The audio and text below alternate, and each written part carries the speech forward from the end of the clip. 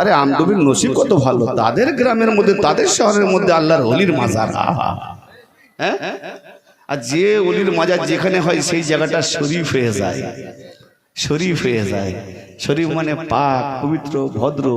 হ্যাঁ, কি জি, এই জায়গায় শরীফ। যেমন সাগরের পানি কোনোদিনও নাপাক হয় না, তো এইরকম এই গ্রামটা শরীফ হয়ে যায়, নাপাক হয় না। যারা থাকে তারও দিল নাপাক, সবাই দিল নাপাক হতে পারে, নফস নাপাক হতে পারে, কিন্তু জায়গাটা শরীফ হয়ে যায়। যেমন মদিনা শরীফ, ওখানে কি শয়তান নেই? আছে।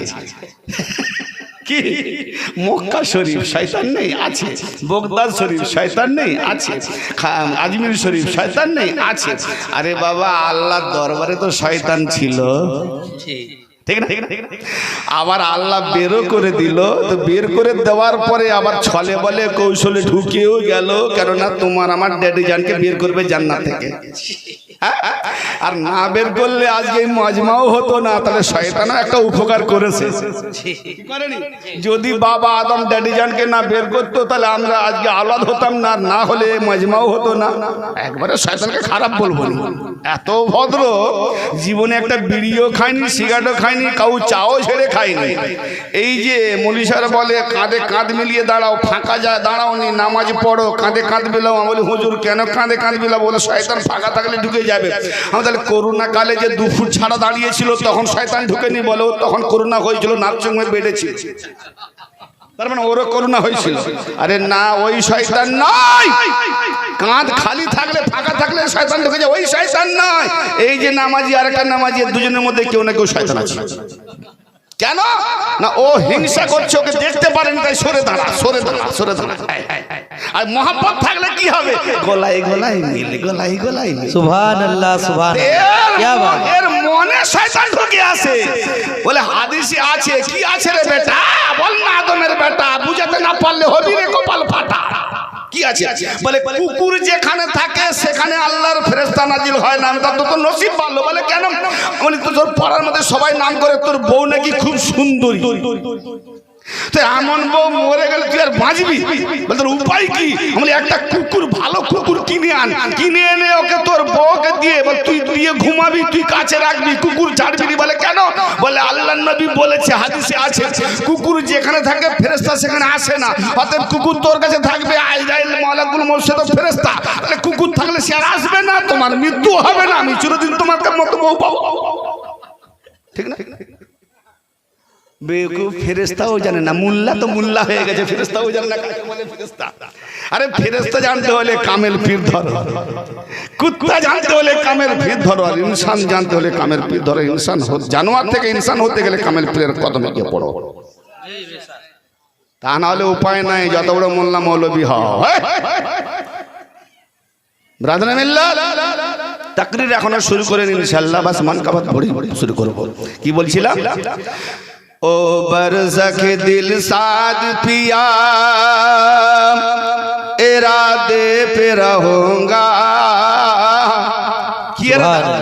এই এরাদায় থাকতে থাকতে কি দরকার? घर आएगा जा मैं तेरे चौखट पे मरूंगा। सुभान अल्लाह, सुभान अल्लाह। आएगा जा मैं तेरे चौखट पे मरूंगा। अगर आएगा जा मैं तेरे चौखट पे मरूंगा। ओ बरज़ख गौस पिया,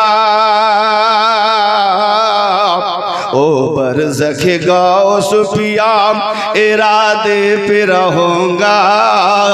घर आएगा जा मैं तेरे चौखट पे मरूंगा।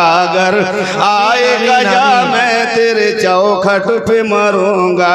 सुभान अल्लाह, सुभान अल्लाह। क्यों मरने के लिए हुआ? हम चाहत क्यों हो रहा है? इसलिए अल्लाह ने किया रुतबा अता,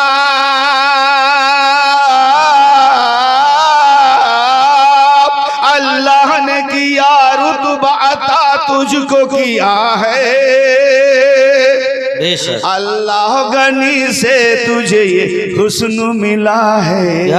अल्लाह गनी से तुझे ये हुस्न मिला है। गम तूने दिया, अगर ओली को मानते मानते थोड़ा सा अगर इम्तिहान लेने के लिए थोड़ा गम दे दे तो ठीक है, कोई बात नहीं। गम तूने दिया है मुझे, गम तूने दिया है मुझे, सहता ही रहूंगा। बेशक घर आए कजा मैं तेरे चौखट पे मरूंगा। घर आए कजा मैं तेरे चौखट पे मरूंगा। ओ बरसख दिल साद पिया, ओ बरसख दिल साद पिया, इरादे पे रहूंगा। घर आए कजा मैं तेरे चौखट पे मरूंगा। से खुद मत हो जा फरमाइएगा। इरशाद। तू है मेरा दाता या दिल साद पिया, या गौस पिया, या ख्वाजा पिया। तू है मेरा दाता, मैं तेरे दर पे पड़ा हूँ। ये तो वही दर है। जी जी बेशक बेशक। तू है मेरा दाता, आज जो दर पे पड़ा है तो उन्हीं तो देने के लिए आया है ना, देने के लिए उर्स मुबारक है। तू है मेरा दाता, मैं तेरे दर पे पड़ा हूँ। फैला के ये दामन तेरे कुर्बत में खड़ा हूँ। फैला के ये दामन तेरे कुर्बत में खड़ा हूँ। लिल्लाह मुझे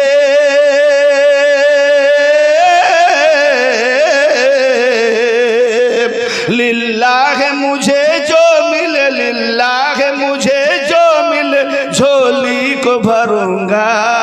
वाह वाह वाह वाह। लिल्लाह मुझे जो मिले, झोली को भरूंगा। घर आए कजा मैं तेरे चौखट पे मरूंगा। घर आए कजा मैं तेरे चौखट पे मरूंगा। ओ बरसख दिल साद पिया, ओ बरसख गौस पिया, इरादे पे रहूंगा। घर आए कजा मैं तेरे। आखिरी बंद बहुत है, लेकिन इसी में अगर टाइम गुजार दूं, समय बेশি করে দিই, সুবহানাল্লাহ, তাহলে কি হবে?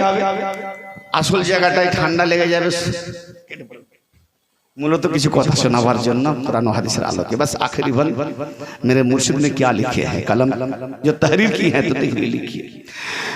जंजीर मोहब्बत को, जंजीर मोहब्बत को ना कोई तोड़ सकेगा। बेशक अरे ऐसा मोहब्बत होना चाहिए।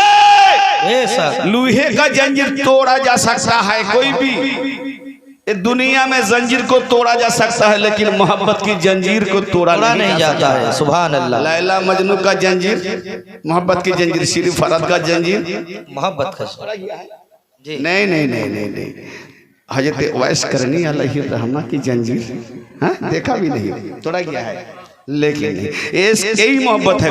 जंजीर मोहब्बत को ना कोई तोड़ सकेगा, जिसका मोहब्बत है। जंजीर मोहब्बत को ना कोई तोड़ सकेगा। तुझको तो सदिर हसर तक न छोड़ सकेगा।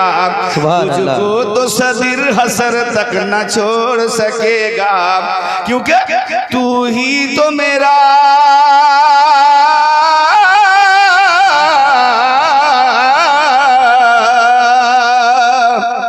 तू ही तो मेरा है, ही तू ही तो मेरा है, ही मौला से कहूँगा। वाह जी वाह। सुभान अल्लाह सुभान अल्लाह। मौला को क्या कहूँगा? जो मुर्शिद मेरा मौला है। अल्लाह को क्या कहूँगा? मुर्शिद मेरा मौला है, हिदायत अली मेरा मौला है, दिलसद अली मेरा मौला है, गरीब नवाज मेरा मौला है, गौश पाक मेरा मौला है।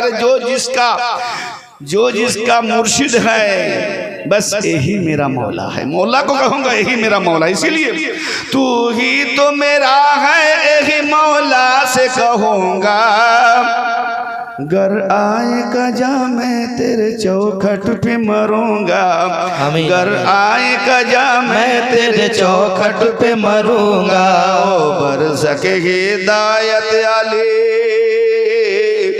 इरादे पे रहूंगा।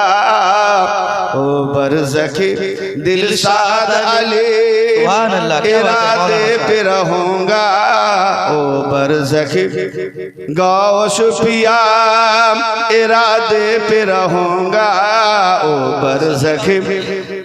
बरज़खे ख्वाजा पिया इरादे पे रहूंगा ओ बरज़खे सदीर पिया इरादे पे रहूंगा अगर आए कजा मैं तेरे चौखट पे मरूंगा अगर आए कजा मैं तेरे चौखट पे मरूंगा बाबा से बुलंद दरूद अल्लाहुम्मा सल्ले अला सय्यिदना मौलाना मोहम्मद वाला आले सय्यिदना मौलाना मोहम्मद। तकरीर शुरू करार पूर्वे আমার সামনে মোহতারাম বুজুর্গানে হস্তি বুজুর্গানে ইসলামিয়া মিল্লাতে নববিয়দের কাছে আমার একটা জিজ্ঞাসা চিহ্ন আছে ভাই জীবনী শুনবেন না কোরআন ও হাদিসের আলোকপাতে কোরআন ও হাদিসের আলোকপাতে ঈমানি বক্তব্য শুনবেন কোনটা জীবনী শুনবেন না ঈমানি বক্তব্য শুনবেন জীবনীতে ঈমান না এটা আমার চ্যালেঞ্জ 150 টাকা ঢেলে বিক্রি হয় নবী দিবস উপলক্ষে হযরত উমরের জীবনী এই হলো ওয়াজ নবী দিবস আর জীবনী তারা নবী দিবসের মর্যাদা এত কম যে উমরের জীবনী বেশি হয়ে গেল নাকি আস্তাগফিরুল্লাহ দেখেন সোশ্যাল মিডিয়ায় হচ্ছে শ্রোতারা তো সাধারণ কিছু বোঝে না জীবনী কাহিনী ও ইন্টারেস্টিং কিন্তু না আল্লাহ নবী বলেছেন 72 ফিরকা জীবনীতে যাবে খালি ঘটনা রসাল আর একটা ফিরকা তারা হাকিকত দুধ বেশি দিন থাকে না খুব বেশি 3 দিন ফ্রিজে রাখলে 8 দিন এখন ফ্রিজ হয়ে গেছে তারপরে আর লায়ক নয় কিন্তু একটু ফেটিয়ে দিলে এখন ফ্রিজ হয়ে গেছে 3 বছর থাকবে না হলো কমপক্ষে 6 মাস আর একটু ফেটে দিলে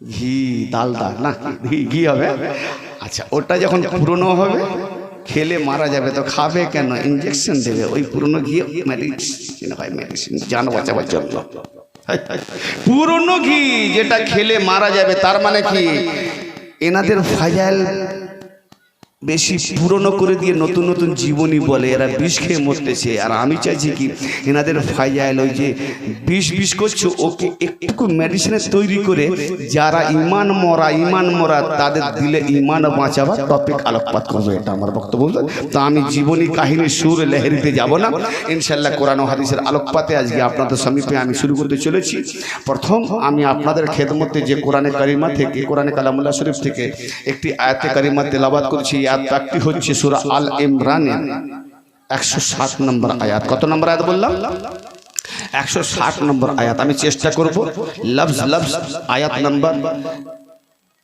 পার্ট নাম্বার এগুলো বলার বেশি চেষ্টা করব এই জন্য যে যাতে করে যারা দূর দূরান্ত থেকে শুনছে বা যারা লাইভে দেখছে শুনছে তারা অন্তত খুলে দেখুক মিলিয়ে নিক মিথ্যা বলছি না সত্য বলছি আমডুবিতে মিথ্যা বলে যাব আর লাইভ হচ্ছে মানে ওয়ার্ল্ডে শুনছে কি জি কত সাবধানে ওয়াজ করতে হবে আগেকার যুগে গলি ওয়াজ ভুলভাল করে গেলে বেঁচে যেত কিন্তু এখনকার ওই মানে একেবারে নিকম জায়গা যেখানে কিছু জানে না সেখানেও যদি ওয়াজ করে একটু ভেবে চিন্তে বলতে হবে কেন লাইভ না হলেও অন্তত ভাইরাল তো হবে ভিডিও তো ছাড়বে তখন কি তাই জন্য বক্তাকে সাবধানে কোরআন ও হাদিসের আলোকে হ্যাঁ মাঝে মাঝে কথা প্রসঙ্গে একটু আদুরি দিক ব্যালেন্স ফেল হয় পা যদি এদিক ওদিক হয়ে হুঁচট খেয়ে পড়ে তো জীবেও তো একটু এদিক ওদিক হয়ে যায় ভাষাগত ভুল ভ্রান্তি হতে পারে কিন্তু একবারে এই নয় যে পুরো উলটপালট মানে হবে বা উলটপালট কথা হবে ইনশাআল্লাহ আমি সূরা আল ইমরান থেকে যে আয়াতে কারিমা তেলাওয়াত করেছি সূরা আল ইমরান 160 নম্বর আয়াত আর দুটো হাদিস পাকের কিছু অংশ তেলাওয়াত করেছি একটি হাদিস হচ্ছে রাওয়াহু তিরমিজি মুস্তাদরাক আলা শাইখাইন এবং মুজামুল কবির জি আর একটি হাদিস হচ্ছে রাওয়াহুল বুখারী বাবে তোয়াজা কিতাবুর রিকাক হাদিসে কুদসি বাস তিনটে দলিলকে সামনে রেখে আপনাদের সবাইকে কিছুক্ষণের জন্য এগিয়ে যাব ঠান্ডা একটু বরদাস্ত করতে হবে আল্লাহ পাক কি ইরশাদ করছেন দেখুন কোরআন পাকে মনোযোগ দিয়ে কিরকম মনোযোগ সুই সুতো দুটো চোখ দুদিকে দেখলে যাবে মন একদিকে ব্রেন একদিকে যাবে। তো সুই আর সুতো দুটো চোখের দৃষ্টি যদি একদিকে যায় তাহলে সুই সুতো মিলে যাবে, ঠিক না? তো মন আর মস্তিষ্ক দুটো যদি এক হয়ে শোনা যায় ঠান্ডাও লাগবে না, একবারে চাকাচাক ভাবে এখানে নেবে আর এখানে বসিয়ে দেবে, ঈমান তাজা হবে। বাস আল্লাহ পাকের ইরশাদ কি বলছে, বিসমিল্লাহির রহমানির রহিম, ইয়ানসুরকুমুল্লাহু ফালা গালিবা লাকুম। আল্লাহ পাক ইরশাদ করছেন, যদি আল্লাহ তোমাদের সাহায্য করেন তাহলে তোমাদের প্রতি কেউই বিজয়ী হতে পারে না। জোরে বলেন, এটা জোরে আস্তে বলেন, আস্তে বলতে হবে তবে জোরে হবে। আচ্ছা, সুবহানাল্লাহ বলবে। ঠান্ডা লেগে যাচ্ছে না? আরে বাবা, আমার মতো দু চারটা কথা বললে দর্শক বলে তো গায়ে গরম হবে, চেষ্টা করবো না? আল্লাহ রাব্বুল আলামিন কি বলছেন মনোযোগ দিয়ে শোনেন। এই আয়াতকে ভিত্তি করে, এই আয়াতের উপরে নিজের মন মস্তিষ্ক রেখে ফিরকাবাজি মোল্লারা, 72 ফিরকা জাহান্নামী ক্যাটাগরি মোল্লারা, তারা মানুষদের বেঈমান করছে, ঈমান হারা করছে। এই আয়াতে ভাই কোরআনে এমন এই কোরআনের দ্বারাই কেউ হয় গুমরা, আবার এই কোরআনের মাধ্যমে কেউ হবে হেদায়েত প্রাপ্ত। কারণ কোরআন যদি বুঝতে না পারে, এই জন্য কোরআন পাকের থেকে হেদায়েত নিতে গেলে কোরআন পাকের ওয়ারিসকে নিতে হয়। আল্লাহর নবী বলেন, আলী ও মাল কোরআন ওয়াল কোরআন ও মা আলী হাত্তা ইয়ারিদ আলাইয়াল হাউস। আলী হলো কোরআনের সঙ্গী, কোরআন আলীর সঙ্গী। অতএব আলী কি কোরআন গলায় ঝুলিয়ে নিয়ে সঙ্গী ছিলেন নাকি? না না না, আলী হলো কেতাব, আর কেতাবের ভিতরে আছে কোরআন। জোরে বলেন সুবহানাল্লাহ। অতএব আলী কোরআনকে রেখেছেন, যেখানে আলী সেখানে কোরআন। কিন্তু বাবা, প্রত্যেক মুসলমানের ঘরে কেন, অনেক হিন্দুর ঘরেও, প্রত্যেকের ঘরে ঘরে কোরআন আছে, আলী নাই। কিন্তু যাদের ঘরে আলী আছে দরকার নাই কোরআন, কেন যারা আলীওয়ালা ওয়ালি পেয়ে গেছে তারা কোরআনকে দেখতে থাকে, আর তাদের চেহারা পড়তে পড়তে তারা ঈমানওয়ালা তাজা হয়ে যায়। অতএব এই কোরআন গুমরাহ করে, এই কোরআন হেদায়েত করে। তারপরে নমুনাটা বুঝিয়ে দিচ্ছি, ভালো করে বোঝার চেষ্টা করুন। ইয়ানসুরকুমুল্লাহু ফালা গালিবা লাকুম। আল্লাহ রাব্বুল আলামিন বলছেন কি, যে আল্লাহ যদি তোমাদের সাহায্য করে তাহলে তোমাদের জন্য কেউ বিজয়ী হতে পারে না, তোমাদের প্রতি কেউ জয়লাভ করতে পারে না। কথা সত্য না মিথ্যা? বিলকুল সত্য, কথা সত্য।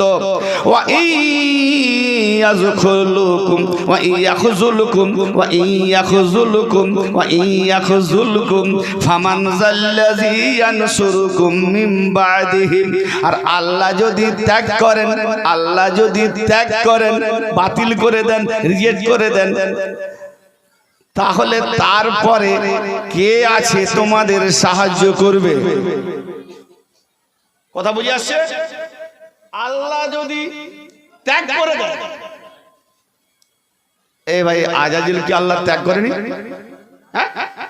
তো তাকে আর কেউ হেদায়েত দিতে পারবে?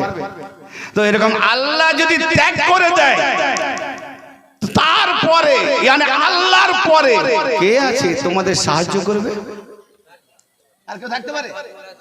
একমাত্র আল্লাহ যদি সাহায্য করে কাউকে, তো তার উপরে কেউ বিজয়ী লাভ করতে পারে না। আর আল্লাহ যদি কাউকে ত্যাগ করে দেয়, তো আল্লাহর পরে কে আছে তাকে আর মদদ করবে, কে আছে সাহায্য করবে? এই বিষয়ে আল্লাহ রেজাল্ট দিচ্ছে, শেষ ফয়সালা কি? وعلى الله فليتوكل المؤمنون। অতএব আল্লাহর প্রতি ভরসা করা মুমিনদের উচিত। হ্যাঁ, তাহলে আল্লাহ একমাত্র সাহায্যকারী, আর কেউ সাহায্যকারী নয়। আল্লাহ যদি আমাকে সাহায্য করে তাহলে আমার উপরে কেউ বিজয়ী লাভ করতে পারবে না, আমার উপরে কেউ টেক্কা দিতে পারবে না। অতএব এই ঈমানে যদি আমি থাকি তাহলে আল্লাহর উপরে ভরসা করা উচিত। যাই কিছু হোক না কেন ভরসা করে থাকবো, যে থাকবে সে হবে মুমিন। ভাই এই আয়াতের আলোকপাতে একটু কথা বলি। তাহলে এই আয়াতের উপরে ভিত্তি করে জাহান্নামে ফিরকা দলটা কি বলে, বলে ওই কোরআন কি বলছে? কেবলমাত্র আল্লাহ সাহায্যকারী। আল্লাহ যদি সাহায্য করে তাহলে কেউ তোমার উপরে বিজয়ী লাভ করতে পারবে না। আর আল্লাহ যাকে ত্যাগ করে দেয়, তার মানে তোদেরকে আল্লাহ ত্যাগ করেছে, তোদেরকে আল্লাহ সাহায্য করেনি, তার জন্য তোরা পীরের দরবারে যাস।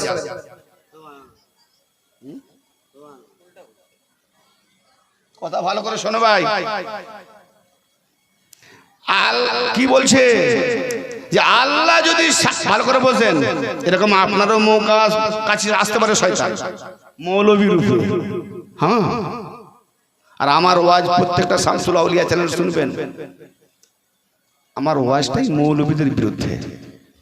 কারণ সাধারণ লোকের কোনো দোষই নেই, একটাই দোষ, সে ভালো মতো বোঝার চেষ্টা করে না। কারণ তারা লোভী, যেই মোল্লা মৌলবী জান্নাত দেখিয়ে দেবে আর হুর দেখিয়ে দেবে, কোনো কথা নাই, হুমড়ি খেয়ে পর ঘাটটা ফেলে দেয়, জান্নাত পাবো আর হুর পাবো। এই লোভী লোকগুলো ছাড়া বাকি মোল্লাদের ধারে কাছে যায় না, এই লোভী লোক দলটাই বেশি হয়। ভাই আমার, আমি জান্নাতের বক্তব্য যদি সময় থাকে শেষের দিকে দেবো। হুর বলে কাকে, জান্নাত বলে কাকে? আরে জান্নাত মরার পরে নয়, মরার আগে। টপিক শুনবে শামসুল আউলিয়া। জান্নাত মরার আগে, আর জান্নাতের দরওয়াজা হচ্ছে আলীর কদম। সোশ্যাল মিডিয়ার ইন্টারনেটে যেমন আমি বলছি বাবা, এখানে আয়াত কি বলছে, কোরআন কি দেখাচ্ছে, ভালো করে না বুঝলে আপনাকে ভালো লাগবে না। আল্লাহ বলছে যাকে আল্লাহ সাহায্য করবে তার উপরে কোনো কারো ক্ষমতা নেই, ঠিক না বেটা? আর আল্লাহ যাকে সাহায্য করবে না, ত্যাগ করে দেবে, বাদ দিয়ে দেবে, তো আল্লাহর পরে তার আর কেউ সাহায্যকারী নাই। তা এখন মোমেনদের এই কথার উপরে আল্লাহর উপরে বিশ্বাস রাখা উচিত। আল্লাহর এটা ডিসিশন। এইবারে আসুন, আল্লাহ যাকে ত্যাগ করে, অতএব আল্লাহ কাকে ত্যাগ করে? এই জন্য বলছে যে সাহায্যকারী তো আল্লাহ। কোরআন বলছে সাহায্যকারী তো আল্লাহ। তো তোমরা ওলির দরবারে যাও কেন? পীরের দরবারে যাও কেন? অতএব পীর তো আল্লাহ নয়, ওলি তো আল্লাহ নয়, কেন আল্লাহ বলছে আমি সাহায্যকারী। তো আবার তার মানে তোমরা আল্লাহর সাহায্য না নিয়ে, আল্লাহর দরবারে না গিয়ে তোমরা পীরের দরবারে যাচ্ছে, ওলির দরবারে যাচ্ছে, অতএব তোমাদেরকে আল্লাহ ত্যাগ করে দিয়েছে। কোরআনের এই আয়াতটা দিয়ে বা যারা ওলি মাননেওয়ালা, পীর মাননেওয়ালা, তাদেরকে আল্লাহ ত্যাগকারী বলে দিলেন। আরে বেটা, আদমের বেটা, না বুঝে করলি কপাল ফাটা, ভালো করে বুঝ। কোরআন তো ঘাটিস নি রে, একটু ভালো করে তাকে খেতে দিয়ে, হ্যাঁ ভালো করে। যদি তোমার ব্যাখ্যা ঠিক হয় যে আল্লাহ সাহায্যকারী, ওলির দরবারে যাওয়ার দরকার নেই, কেন আল্লাহ আল্লাহ, ওলি তো আর আল্লাহ নয়, ওলি তো গায়রুল্লাহ। তাহলে আল্লাহ যাকে ত্যাগ করে সে আল্লাহ দরবারে না গিয়ে ওলির দরবারে যায়। কি সুন্দর ব্যাখ্যা! কি ভালো লাগবে তাদের যাদের ক্যাচিং ক্ষমতা আছে। হ্যাঁ, জানি না কাহানি কেসা সুরলি শুনে যাদের মাথা ভরে আছে তাদেরকে আমার বক্তব্য ভালো লাগবে না। আর যদি বলেন না একটু লজিক নেবো, আমি তো জানি মেদিনীপুরের লোকেরা নাকি শিক্ষিত, একটু ব্রেন রাখে। হ্যাঁ, আমিও মেদিনীপুর, কিন্তু আমি দেখি এই সব কথা শোনার জন্য মুর্শিদাবাদ, বর্ধমান লোকে লোকে ভরা হয়ে যায়, কিন্তু তারা নাম করে মেদিনীপুরের লোক, যে মেদিনীপুর শিক্ষিত এলাকা, বুদ্ধিমান বেশি। কিন্তু আজকে এই মজলিসে বুদ্ধিমানের পরিচয় যে আল্লাহ পাকের কোরআন ও হাদিসের আলোকপাতে কাদের ব্রেন সতেজ, কে নিতে পারছে আর নেওয়ার জন্য এক নিবিষ্ট তাকিয়ে বসে আছে, এটা হচ্ছে প্রমাণ। কি বলছে এবারে? যদি বলে যে আল্লাহ যাদেরকে ত্যাগ করেছে তারাই পীরের দরবারে যায়, ওলির দরবারে যায়, তাহলে আমি বলবো নামাজ ছাড় আদমের বেটা, তাকে তো নামাজ পড়াও যাবে না। কারণ আল্লাহ যদি সাহায্যকারী আর আল্লাহর পরে কেউ নাই সাহায্যকারী, তাহলে তুমি নামাজ পড়ছো, তুমি তো নিজেই আল্লাহকে ছেড়েছো। প্রথম শুনে অবাক হবেন না, একটু ভালো করে শোনেন। অতএব এইরকম যদি কোরআনের আয়াত দিয়ে গুমরাহ করে, আমি তাকে তার জবাব দিই, তার প্রশ্নের উত্তরে আমার প্রশ্ন করে নামাজ ছাড়। কেন নামাজ পড়া মানে তুই আল্লাহকে ছেড়েছিস, গুমরাহ হয়ে গেছিস বলে প্রমাণ। শোন, ইয়াকা না'বুদু ওয়া ইয়াকা নাস্তাঈন সূরা ফাতিহা পড়ছি ভাই, ঠিক আছে? ইয়াকা না'বুদু ওয়া ইয়াকা নাস্তাঈন, নিঃসন্দেহে আমরা আপনার ইবাদত করি এবং আপনার কাছে সাহায্য প্রার্থী, আপনারই সাহায্য চাইছি। অতএব আমি বুঝিয়ে দিলাম আল্লাহকে যে আল্লাহ গো, একমাত্র ইবাদত তোমার জন্য, তোমারই ইবাদত করি, একমাত্র তুমি সাহায্যকারী, তোমারই সাহায্য চাই। কি বুঝতে পারছেন না? পাচ্ছেন না? পাচ্ছেন না? না অন্য মনোযোগ হচ্ছে? বুঝতে পারছেন? ভাই দোকানে বসে আছেন, একবারও আল্লাহকে সাহায্য চান না। দোকানে বসে আছেন, মাঠে যাচ্ছেন, ধান বইতেছেন, কত বোঝা বইতেছেন, কত ঠেলা গাড়ি চালাচ্ছেন, কত কষ্ট করে কত রকমের মেহনত করছেন, পরিশ্রম করছেন, একবারও বলেননি আল্লাহ সাহায্য করে, আল্লাহ তোমার কাছে সাহায্য চাই, একবারও বলেননি। ও ভাইজান, সুস্থ সবল শরীরে, আরাম শরীরে নিয়ে যেই নামাজ পড়তে গেলে আর সেখানে গিয়ে বলছো ইয়াকা নাস্তাঈন, আমরা তোমারই সাহায্য প্রার্থী। আল্লাহ বলে তোর বিপদ কি হলো? ভাই সাহায্য সেই চাই, ভাই সাহায্য সেই চাই যে অসহায়। না বুঝতে পারছেন? সাহায্য সেই চাই যে বিপদে পড়ে, যে অসহায় হয়। আলোটা চোখে লাগছে তো, আসলে আমি দেখতে পাইনি, আবছা লাগছে, তাই মাঝে মাঝে একটু ভালো করে দেখে দেখতে চাইছি।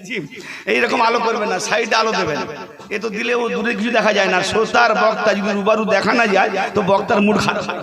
কেন শ্রোতা কি নিচ্ছে না নিচ্ছে না কি করে বুঝবো? অন্তত মাথাটাও হিলালে বুঝবে হ্যাঁ নিতে পারতেছে, বা চোখটা দেখলো বলবে হ্যাঁ গড় করে দেখছে, কানটা ঠিক রেখেছে। আমি দেখতে না পেলে অন্ধকারে ওয়াজ করছি, শুনছে না কি? তো বক্তার মুড থাকে না। এরকম আলো লাগাবেন না, সাইড দিয়ে লাগাবেন। যাক, আমি আজকে যেটা হয়ে গেছে ছাড়েন। তাহলে কি বললাম, কথাটা ভালো করে বোঝেন ভাই। নামাজে কি বিপদ হলো আল্লাহকে সাহায্য চাইছি। ভালো লাগছে কথা? কথা ভালো লাগছে ভাই? একটু জোরে বলেন, কথা ভালো লাগছে? বুঝে আসতেছে? নামাজে কি বিপদ হলো, এখনো ওয়াজ শুরু করিনি ভাই, এখনো ওয়াজ শুরু করিনি, ট্রেলার চলছে, এইবার শুরু হবে। এই নামাজে কি বিপদ হলো? বলে হ্যাঁ বিপদ হয়েছে। কি বিপদ? না আমরা হেদায়েত পাইনি।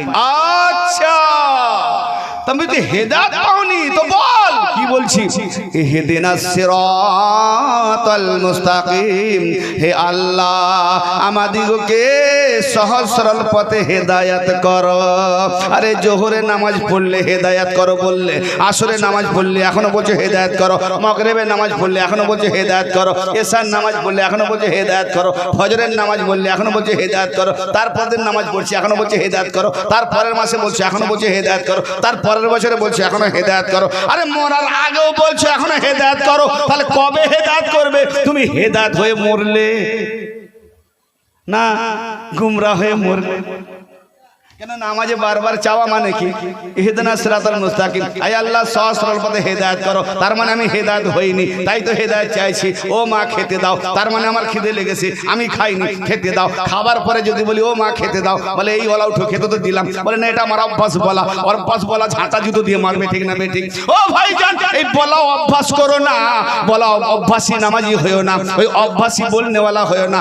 আল্লাহকে বলছো ইহদিনাস সিরাতাল মুস্তাকিম, আয় আল্লাহ সিরাতে মুস্তাকিমে হেদায়েত করো, সহজ সরল পথে হেদায়েত করো। আল্লাহ বলছে কি হেদায়েত নিবি বল? না সিরাতাল্লাযিনা আনআমতা আলাইহিম, আল্লাহ তাদের পথে চালাও যাদের উপরে তুমি নিয়ামত দিয়েছো, যাদের উপরে তুমি অনুগ্রহ করেছো। জোরে বলেন সুবহানাল্লাহ। ওরে মোল্লা, সূরা আল ইমরানের 160 নম্বর আয়াতের আলোকে তার ব্যাখ্যা করতে গিয়ে তুমি বললে কেবলমাত্র আল্লাহ সাহায্যকারী, আল্লাহ যাকে সাহায্য করে তার উপরে কেউ বিজয়ী হতে পারে না, আর আল্লাহ যাকে ত্যাগ করে আল্লাহর পরে কেউ তার সাহায্যকারী নাই। তা এখন তুমি নামাজে গিয়ে কি বলছো? যে আল্লাহ তোমার ইবাদত করি, আল্লাহ তোমার সাহায্য চাই এবং তুমি আমাকে সিরাতে মুস্তাকিমে পরিচালিত করো, হেদায়েত করো। তো পরিচালিত হেদায়েত হওয়ার জন্য তুমি আর আল্লাহকে চাইলে না, চাইলে কাকে? না সিরাতাল্লাযিনা আনআমতা আলাইহিম, আল্লাহ তাদের পথে চালাও যাদের উপরে তুমি অনুগ্রহ করেছো। তাহলে যাদের উপরে আল্লাহ অনুগ্রহ করেছে তারা তো আল্লাহ নয়। না বুঝতে পারেনি, আমডুবির লোকেরা মানে খুব বুঝতে পারেনি। আরে যাদের দিকে চালাও আল্লাহকে বললাম, তারা কি আল্লাহ? তুমি নামাজে গিয়ে তুমি বলছো আল্লাহ সাহায্যকারী, তুমি আবার আল্লাহ যাদেরকে অনুগ্রহ করেছে তাদের সাহায্য চাইছো কেন? নামাজ গেল, নামাজ গেল। হ্যাঁ, নামাজ পড়েছে পা ফুলিয়ে ফেলেছে।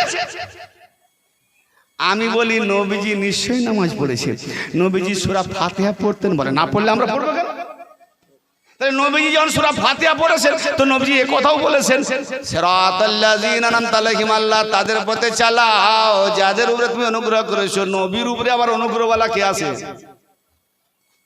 তাহলে নবী কোন যাদের উপরে আল্লাহ নিয়ামত দিয়েছে, তাহলে কি নবীর উপরে হবে তবে তো নিয়ামত পাবে? তো নবীর উপরে তো কেউ নিয়ামতওয়ালা নেই, নবীর উপরে তো কেউ রহমতওয়ালা নেই। তো নবী আবার কোন রহমতওয়ালার দ্বারস্থ হতে চাইছে?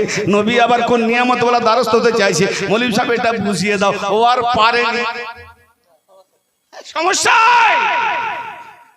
কিন্তু উত্তর সহজ। গ্র্যাজুয়েট ছেলে, ব্যারিস্টার মাস্টার, একজন টিচার, ইংলিশম্যান টিচার, আপনি তাকে ইংরেজি সাবজেক্ট পড়াবেন, 2000 টাকা মান্থলি দিয়ে তাকে পড়াচ্ছেন। কি জি, কেন? বড় লোকের ঘরের ছেলে কোটি কোটি টাকা ইনকাম করে, 2000 টাকা এমন কোনো ব্যাপার নাই। হাতে একটা ময়লা লে ভাই ভালো করে পড়া।